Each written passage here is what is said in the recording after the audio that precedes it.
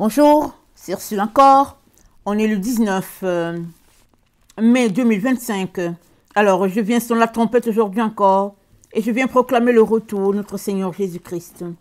Amen, alléluia, soyons tous bénis, soyons remplis de sa joie. Amen, les yeux fixés sur notre Seigneur Jésus-Christ en toutes choses. Amen. Alors, les temps des 144 000. Amen. Voici le temps des 144 000. Alors, hier soir, n'est-ce pas, avant de me coucher, j'ai pris, j'étais avec le Seigneur, j'ai pris un temps et j'avais fini mon temps, mais je n'arrivais pas à dormir. C'était spécial. Mes yeux étaient comme si je n'étais pas fatiguée. Alors, j'ai prolongé mon temps et en prolongeant mon temps et tout, je reçois 2 chiffres. Amen, je reçois 2 chiffres. Le premier chiffre que j'ai reçu, c'est 400. Ok, je dis ok, d'accord, je prends note de 400 et je continue de prier. Quelque temps après, je reçois 144 K. Amen, 144 K. Et puis, c'est entouré de feu. Un peu comme de l'orange là, et puis qui brille. Cette lettre-là entourée de ce feu-là, orangé là. Alors, donc voilà ce que j'ai reçu. Alors, je prends ça en note, n'est-ce pas? Mais je ne sais pas quoi en penser. Parce que je n'avais pas l'intention de me lever, n'est-ce pas? Pour aller prendre ma tablette et puis pour chercher si je pouvais voir quelque chose qui me donnerait le sens. Alors, par la grâce de Dieu, j'ai pu dormir. Le matin, je me lève, toujours dans mon temps avec le Seigneur. Et alors que je suis en train de prier, je vois, n'est-ce pas, plusieurs brebis sur un endroit, mais c'est comme, il y a des collines et il y a la vallée. Amen. C'est pas un endroit lisse, nivelé, non. Il y a des endroits où c'est en hauteur, et il y a des endroits où c'est dans la vallée, mais il y avait de l'herbe verte. Et il y avait des fleurs jaunes. Vous savez qu'on est au mois de mai, n'est-ce pas? On est au mois de mai. Et on a ces fleurs-là, les pissenlits, n'est-ce pas? Je ne sais pas comment ça s'appelle en anglais. Mais c'était cette beauté-là qu'il y avait sur ce site-là que ma vision m'envoyait. Alors je regardais ça et il y avait des brebis à perte de vue. Amen. C'était pas un petit nombre. Il y avait beaucoup de brebis et ils étaient en train de brouter. Ils étaient concentrés, n'est-ce pas, en train d'avancer, mais tout en mangeant l'herbe. Amen. Et c'est comme ça que je sors de ma vision et l'esprit fait la connexion avec les 144 K que j'avais reçus quelques heures plus tôt. Et puis le chiffre 400. Amen. Alors, donc c'est là que je réalise que le 144 K c'est 1000, c'est en anglais. Donc je reçois, n'est-ce pas, la compréhension que le Seigneur me montrait 144 000. Amen. Et c'est comme ça que l'Esprit me dit que voilà le temps des 144 000 tel que prophétisé dans la parole de Dieu. Alors, on va lire ce que le texte dit et puis on va regarder qu'est-ce que le Seigneur a pour nous en ce jour. Alors, Apocalypse 14. Je regardais et voici l'agneau se tenait sur la montagne de Sion et avec lui 144 000 personnes qui avaient son nom et le nom de son Père écrit sur leur front. Et j'entendis du ciel une voix comme un bruit de grosses eaux, comme le bruit d'un grand tonnerre. Et la voix que j'entendis était comme celle de joueurs de harpe, jouant de leur harpe.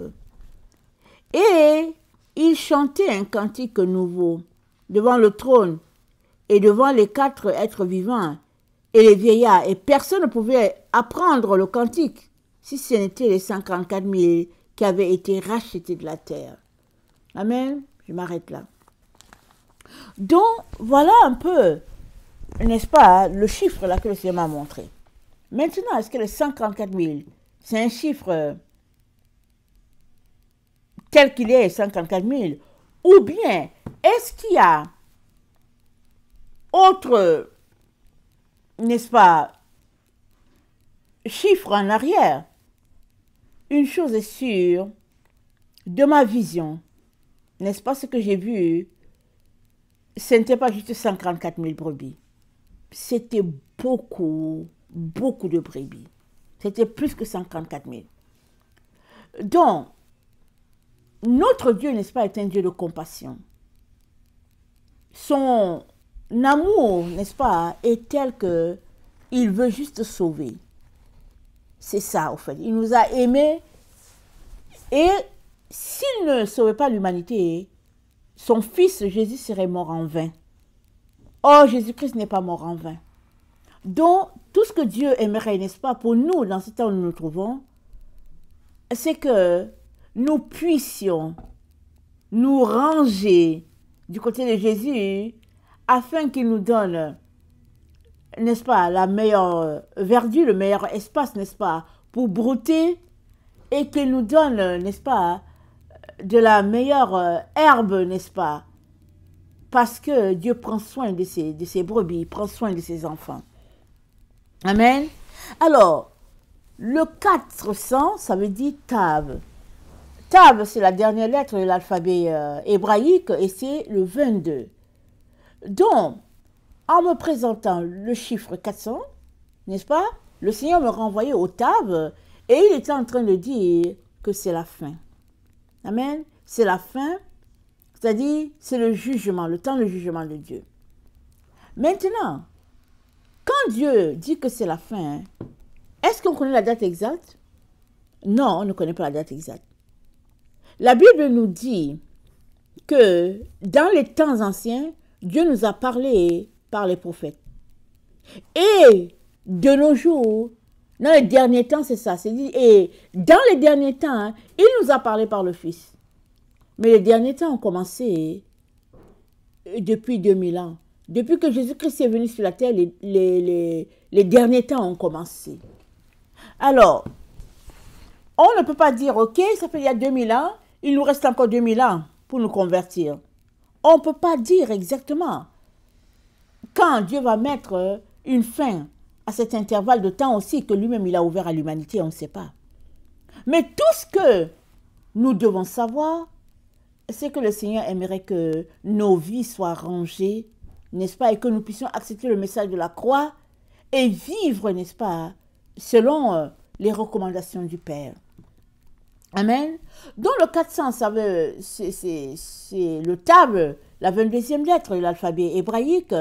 Et le Tav, il est formé, n'est-ce pas, du Dalet, Dalet qui est la porte, et puis de Noun, n'est-ce pas? Et les deux lettres ensemble refaire, n'est-ce pas, à ce qui est dit dans Apocalypse 22. Au verset 11, c'est dit que celui qui est injuste soit encore injuste, que celui qui est souillé se souille encore, que le juste pratique encore la justice, et que celui qui est saint se sanctifie encore. Voici, je viens bientôt, et ma rétribution avec moi, pour rendre à chacun selon ce qu'est son œuvre. Amen. Dans ce texte dit que l'injuste soit encore injuste, que celui qui est souillé se souille encore, et que le juste pratique encore la justice. Question de dire, c'est le temps du jugement. C'est-à-dire, si tu fais quelque chose, fais-le à fond dans ce que tu fais. Parce qu'il n'y aura pas la ligne du milieu. Parce que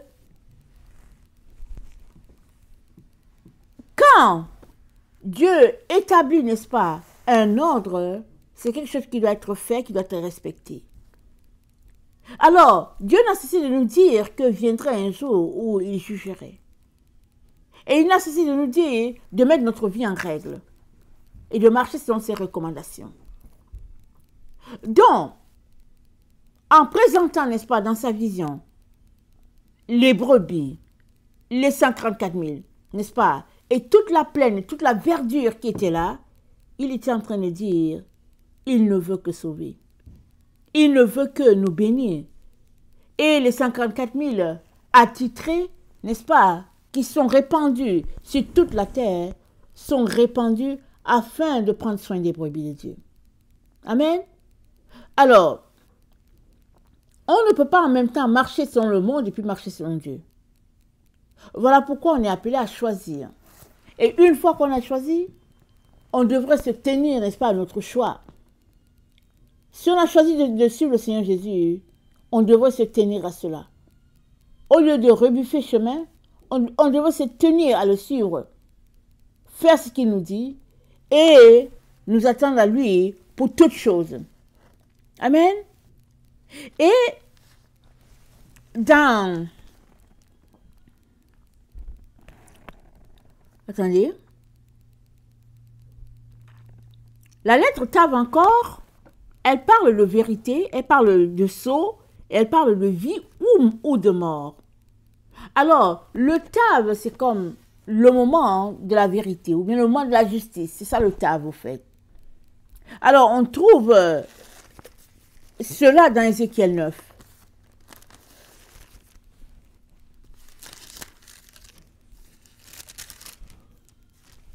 Ézéchiel 9. Ézéchiel 9, le verset 1, B, approchez-vous, vous qui devez châtier la ville, chacun son instrument de destruction à la main. Et voici 6 hommes arrivèrent par le chemin de la porte supérieure du côté du septentrion, chacun son instrument de destruction à la main. Il y avait au milieu d'eux un homme vêtu de lin et portant une écritoire à la ceinture. Ils vinrent se placer près de l'autel des reins. La gloire du Dieu d'Israël s'éleva du chérubin sur lequel elle était et se dirigea vers le seuil de la maison. Et il appela l'homme vêtu de lin et portant une écritoire à la ceinture. Et le Seigneur lui dit, passe au milieu de la ville, au milieu de Jérusalem. Fais une marque sur le front des hommes qui soupirent et qui gémissent à cause de toutes les abominations qui s'y commettent. Et à mes oreilles, il dit aux autres, passez après lui dans la ville et frappez, que votre œil soit sans pitié et n'ayez point de miséricorde. Tuez, détruisez les vieillards, les jeunes hommes, les vierges, les enfants, les hommes, mais n'approchez pas de quiconque aura sur lui la marque, et commencez par mon sanctuaire. Ils commencèrent par les anciens qui étaient devant la maison. Il leur dit, souillez la maison, et remplissez de morts les parvis. Sortez, ils sortirent, et ils frappèrent dans la ville. Amen, je vais m'arrêter là. Donc, le Seigneur nous révèle, n'est-ce pas, il nous donne 2 chiffres, le 400 et puis le 54 000. 400, ça veut dire Tav, la 22e lettre, l'alphabet, n'est-ce pas? Et le Tav, c'est la fin, c'est la vie ou la mort, c'est la fin, n'est-ce pas? Mais c'est aussi pas une fin en soi, mais c'est la fin d'une étape et puis le début d'une autre étape. Amen. Et avant, n'est-ce pas, que le jugement soit exécuté, les hommes de Dieu qui soupirent après lui sont d'abord marqués de son sceau. Amen. Ils sont marqués du sceau. Et nous savons que le sceau de Dieu, n'est-ce pas, c'est l'Esprit de Dieu dans les enfants de Dieu. Et avant même que Jésus-Christ vienne, le Tav avait pour sceau la croix. Amen. Quand les gens représentaient, n'est-ce pas, l'écrit, puisque c'est des dessins souvent qui représentent les différentes lettres de l'alphabet hébraïque, alors c'était le signe de la croix qui représentait la lettre Tav. Alors, tous ceux-là qui n'avaient pas le Tav, n'est-ce pas, était voué à la destruction. On a la même histoire avec Israël quand ils étaient en Égypte. Avant que Israël quitte l'Égypte en direction de la terre promise, n'est-ce pas? La veille, Dieu a dit, voilà, vous devez marquer vos portes du sang de l'agneau. Et partout où le sang de l'agneau sera appliqué, l'ange de destruction ne détruira pas. Par contre, si ce n'était pas appliqué, alors l'ange passerait et tous ceux-là qui n'auraient pas le sceau, la marque du sang de l'agneau, il y aurait décès dans cette famille-là, dans cette maison. Et l'Égypte a perdu les premiers-nés. Et les cris étaient entendus un peu partout. Et c'est suite à cela que Pharaon a dit, partez, allez donc adorer votre Dieu. Parce que là, il avait reçu, n'est-ce pas, la certitude du jugement de Dieu contre lui et puis son peuple. Amen. La même chose s'est passée avec Lot. Amen.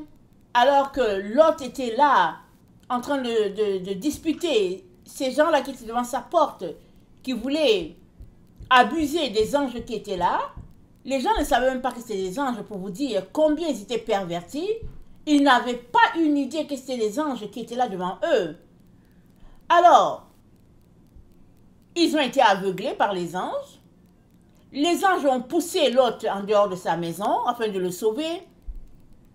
Donc, quand Lot fut, n'est-ce pas, sauvé, poussé en dehors de sa maison, le jugement de Dieu est tombé sur Sodome et Gomorrhe. Alors, Lot se sauvait d'un côté avec sa femme et ses enfants, et le feu de Dieu tombait sur Sodome et Gomorrhe comme signe du jugement, comme signe du fait de leur rébellion contre Dieu. C'est la même chose qui est en train de se passer ici que Dieu nous dit. Il nous dit qu'on est dans le temps, n'est-ce pas, où les 144 000 sont en train d'exercer l'œuvre de Dieu sur la terre et vont exercer l'œuvre de Dieu sur la terre afin de racheter toute la terre. Amen. Voilà combien notre Dieu est bon. Alors, au temps de Noé, il y a eu 8 personnes qui ont été sauvées. Au temps de Lot, on nous parle de 4. Et après, la femme de Lot, n'est-ce pas, est devenue du sel. Mais toujours est-il que dans les temps dans lesquels nous sommes, n'est-ce pas, Dieu sauve un très très grand nombre. Amen. Alors, nous avons la certitude dans Apocalypse 7. Dans Apocalypse 7, il est dit ceci. Au verset 9, il dit, après cela, je regardais et voici, il y avait une grande foule que personne ne pouvait compter, de toute nation, toute tribu, de tout peuple, toute langue. Ils se tenaient devant le trône et devant l'agneau, revêtus de robes blanches et de palmes dans leurs mains. Et ils criaient d'une voix forte en disant, le salut est à notre Dieu qui est assis sur le trône et à l'agneau. Et tous les anges se tenaient autour du trône, et les vieillards, et les 4 êtres vivants, ils se prosternèrent sur leur face devant le trône, et ils adorèrent Dieu. Amen. Donc, il y a une multitude qui a été sauvée. Jésus n'est pas mort pour sauver juste une infime partie. Il n'est pas mort pour sauver juste 144 000 personnes. Non. Il est mort pour sauver toute l'humanité. Maintenant, tout est entre tes mains. Amen. Tout est entre tes mains. Alors, si tu le rejettes, il ne peut pas te forcer, n'est-ce pas? Jésus ne se force pas dans ta vie. Si tu le rejettes, voilà, toi-même tu auras, n'est-ce pas, décidé de ta situation. Mais si tu ne le rejetais pas et que tu aimerais être sauvé, ouvre ta bouche et dis-le lui. Amen. Alors, j'ai déjà partagé dans une vidéo comment il fut un temps dans ma vie où j'ai passé mon temps à écouter les prédications en ligne parce que bon, j'étais dans une situation, n'est-ce pas, où je formais, où j'étais en train de bâtir ma famille, n'est-ce pas, c'était assez compliqué, assez complexe. Et j'aimais ça écouter les différents pasteurs. Mais à un moment donné, je me suis rendu compte que vraiment, je ne pouvais plus continuer avec eux parce que j'étais arrivée à un stade où j'étais saturée, je ne voulais plus rien savoir d'eux. Et j'ai repris ma Bible, et puis je prenais le temps avec le Seigneur. Et, mais je me suis rendu compte que je m'étais égarée vraiment en les écoutant. Et la partie la plus difficile, n'est-ce pas, ce n'était pas le fait que je me suis rendu compte que il fallait que il fallait que j'arrête d'écouter ces gens-là. Ce n'était pas ça la partie la plus difficile. La partie la plus difficile, c'est que je ne voulais pas retourner en arrière pour recommencer. Ça, c'est la partie la plus difficile. Je disais non. J'ai perdu 10 ans de ma vie à écouter ces gens-là et puis je dois retourner là-bas à la base, là où je les... C'est-à-dire je dois retourner à l'endroit où j'ai commencé à les écouter. Parce que quand j'ai arrêté de les écouter, chaque fois que je voulais entrer en communion avec Dieu, ce n'est que eux que je continuais d'écouter. Je trouvais ça difficile. Je me suis dit, mais Seigneur, mais qu'est-ce qui se passe? Pourtant, je ne veux plus rien savoir d'eux, je ne les écoute plus, mais toujours est-il que chaque fois que je prends mes écrits, c'est toujours eux que j'écoute. Le Seigneur a dit, voilà, ça va prendre un temps pour que tu sortes de là. Mais, pour continuer, n'est-ce pas, ton exercice de bâtir, de rebâtir ton intimité avec Dieu, il faut reprendre ton exercice. Et ça, c'est la partie la plus difficile. Je ne voulais pas.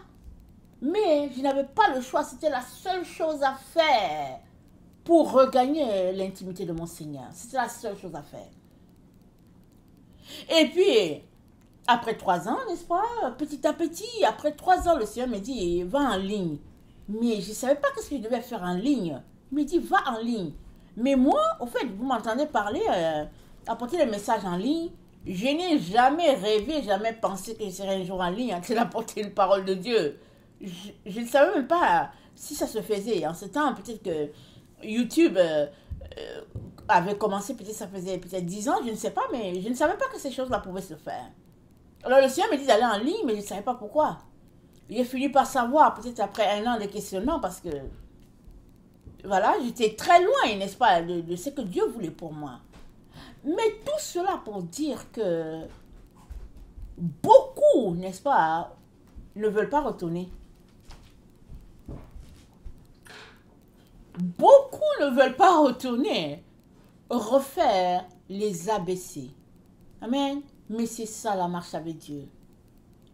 Dieu est compatissant, lent à la colère, riche en bonté. Alors si on se rend compte que le chemin qu'on est en train de suivre, ce n'est pas le bon, ce serait bien de retourner. Reprendre, n'est-ce pas, les bases et réapprendre encore. C'est ça qu'on n'aime pas. Amen. C'est là où j'étais, où je ne voulais pas. J'ai dit non, non, non, 10 ans. Et je voulais, si le Seigneur pouvait m'aider à me placer à un certain endroit, je ne voulais pas retourner à la base. Mais c'était ça que ça prenait. Je suis retournée à la base. Et petit à petit, n'est-ce pas, j'ai réappris, n'est-ce pas, à me faire confiance, à écouter la voix de l'esprit, à attendre le bon Dieu, petit à petit, petit à petit. Et c'est de ça que je suis en train de parler aujourd'hui. Parce que dans ma vision, j'ai vu, n'est-ce pas, une multitude de brebis. Ils étaient nombreux. Ce n'était pas 134 000 brebis. C'était à perte de vue. Et non seulement ils avaient de l'herbe verte, mais il y avait la gloire de Dieu qui frappait sur eux. C'était un soleil comme le soleil de l'aube. Amen. C'était un soleil du matin, très doux, mais un soleil orangé qui brillait sur ces brebis-là. Et les brebis étaient en train de brouter. Amen. Et pendant que je regardais ça, n'est-ce pas, parce que vous savez, Dieu, dans les visions, alors, excusez, pendant que je regardais, je savais que ces brebis-là, ce que Dieu était en train de me montrer, c'était qu'ils avaient besoin de manger la bonne herbe, l'herbe verte. Ils avaient besoin, n'est-ce pas, de soleil, n'est-ce pas, parce on a tous besoin de soleil. Et ils avaient besoin d'être encadrés. C'est ça que je voyais. Amen. Et c'est comme ça que l'Esprit a imprégné dans mon esprit que c'est le temps de 144 000. C'est le temps où Dieu rachète, n'est-ce pas, ses brebis de tout ce qui se passe sur la terre. C'est le temps où Dieu lui-même passe en revue ses brebis. C'est le temps où Dieu lui-même décide d'en prendre soin, puisque les brebis ont été négligées par, n'est-ce pas, tous ceux-là à qui Dieu les a confiés. Amen. Dans Ézéchiel 34, le verset 11, voilà ce que l'Éternel dit. Car, ainsi parle le Seigneur l'Éternel, voici, j'aurai soin moi-même de mes brebis et j'en ferai la revue. Comme un pasteur inspecte son troupeau quand il est au milieu de ses brebis éparses, ainsi je ferai la revue de mes brebis, et je les recueillerai de tous les lieux où elles ont été dispersées, au jour des nuages et de l'obscurité. Je les retirerai d'entre les peuples, je les rassemblerai des diverses contrées, et je les ramènerai dans leur pays. Je les ferai paître sur les montagnes d'Israël, le long des ruisseaux, et dans tous les lieux habités du pays. Je les ferai paître dans un bon pâturage, et leur demeure sera sur les montagnes élevées d'Israël. Là, elles reposeront dans un agréable asile, et elles auront du gras pâturage sur les montagnes d'Israël. C'est moi qui ferai paître mes brebis. C'est moi qui les ferai reposer, dit le Seigneur l'Éternel. Je chercherai celle qui était perdue. Je ramènerai celle qui était égarée. Je penserai celle qui est blessée. Et je fortifierai celle qui est malade. Mais je détruirai celles qui sont grasses et vigoureuses. Je vais les paître avec justice. Et vous, mes brebis, ainsi parle le Seigneur l'Éternel, voici, je jugerai entre brebis et brebis, entre bélier et bouc. Est-ce trop peu pour vous de paître dans le bon pâturage, pour que vous fouliez de vos pieds le reste de votre pâturage, de boire une eau limpide pour que vous troubliez le reste avec vos pieds? Et mes brebis doivent paître ce que vos pieds ont foulé, et boire ce que vos pieds ont troublé. C'est pourquoi, ainsi parle le Seigneur l'Éternel, voici, je jugerai entre la brebis grasse et la brebis maigre. Amen. Alors, Dieu ici, dans Ézéchiel 34, nous présente le tableau, n'est-ce pas, de la fin, de l'époque de la fin. Lui-même a décidé qu'il va juger, qu'il va paître ses brebis. Pourquoi? Parce qu'en le confiant à des pasteurs, ils les ont négligés. Et non seulement il les conduit au bon pâturage, non seulement il en prend soin, non seulement il pense à leurs blessures, mais aussi il va juger entre brebis grasses et brebis maigres, parce qu'il est un Dieu de justice. C'est-à-dire, si en tant que brebis du Seigneur, tu as été lésé, Dieu va apporter la compensation. Si, en tant que brebis du Seigneur, les autres brebis, n'est-ce pas, t'ont maltraité, alors Dieu va apporter la justice. C'est ça qui se passe dans le temps dans lequel on est. Voilà pourquoi il aimerait que tu saches qu'on est dans le temps des 144 000 prophétisés. Parce que Dieu, n'est-ce pas, étant le Dieu de justice, il te donne, n'est-ce pas, de régler ce qui est à régler. Amen. Voilà pourquoi j'ai dit, il y a beaucoup qui ne veulent pas retourner pour recommencer, là où il y a les ABC. Amen. Mais ça vaut la peine de retourner à la racine, de retourner à la base pour dire, ok, je me suis égarée, je n'ai pas bien fait ça, j'aimerais réapprendre. Amen. Et le Saint-Esprit étant là, Dieu va nous conseiller, il va nous enseigner, il va nous conduire. C'est ça que nous devons faire dans ce temps où nous sommes. Et si nous refusons de le faire, nous serons peut-être coupés. Coupés juste par négligence, juste par fierté, par orgueil. Il y en a qui vont dire non, moi je ne veux pas retourner. Et puis bon voilà, ça ne fait pas mon affaire, j'ai des choses à faire, j'ai mon business, j'ai ma carrière, etc. Peu importe la raison. Plusieurs vont justifier leur attitude. Mais Dieu te dit, laisse toutes ces choses-là.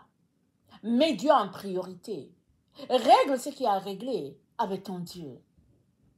Et tout le reste te sera donné par après. Par après. Souvent on se dit, oh non, je veux perdre telle opportunité parce que voilà, j'ai vu telle opportunité, j'aimerais faire ceci avec ma vie et tout. On se dit, oh mais je veux perdre. Mais avec Dieu, on ne perd jamais. Amen, on ne perd jamais. Avec Dieu, on fonctionne toujours selon son timing. Alors, tout ce que tu aimerais faire là, mets ça en réserve. Tu as toute l'éternité pour le faire. Amen, tu as toute l'éternité pour le faire. Mais tu n'auras pas toujours la présence de Dieu là, à ton écoute là. Parce que Dieu, quand il frappe à ta porte, il dit quoi? Si quelqu'un entend ma voix et m'ouvre, j'entrerai. Je souperai avec lui et lui avec moi. Mais quand Dieu frappe, est-ce que tu entends? Parce que si tu n'entends pas, ça veut dire que tu es préoccupé par les choses de la vie, alors il se pourrait qu'il soit venu aux portes de plusieurs personnes, qu'il ait frappé, les gens n'ont jamais entendu, et puis il est parti, et puis ben voilà. Dieu n'aimerait pas ça pour toi. Il est temps, n'est-ce pas, d'arrêter. Il dit dans la parole, arrêtez, sachez que je suis l'Éternel. Il est temps d'arrêter et de reconnaître la seigneurie de notre Dieu sur notre vie. Il est temps d'arrêter et puis de mettre les pendules à l'heure et de mettre, n'est-ce pas, la priorité à la bonne place. Et c'est Dieu qui est prioritaire. Amen. Dieu ne rejette personne. Mais veux-tu, n'est-ce pas, compléter ta formation avec le Seigneur? Avec le Seigneur, tout le monde va à l'école. Tout le monde commence à la maternelle. Mais on peut arriver qu'on oublie, n'est-ce pas, comment ça se fait, comment la marche se fait. Ça arrive à tout le monde.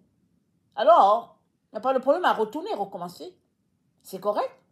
Amen. L'essentiel est d'être avec Dieu. Mais si tu es avec Dieu, là, si tu sens la présence de Dieu, là où tu es, qu'as-tu besoin d'autre? Tu n'as besoin de rien. Dieu est avec toi et c'est tout, c'est le plus important. Amen.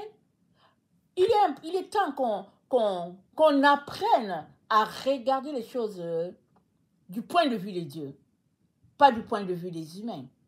Amen, du point de vue de Dieu. Qu'est-ce qui est prioritaire? C'est la présence de Dieu. Amen. Que le Seigneur bénisse sa parole et que nous puissions, n'est-ce pas, nous convertir à son amour afin que nos mains, nos pieds puissent servir, n'est-ce pas, à rassembler les autres brebis du Seigneur. Amen. Soyez tous bénis. Alléluia. Amen. Et Amen.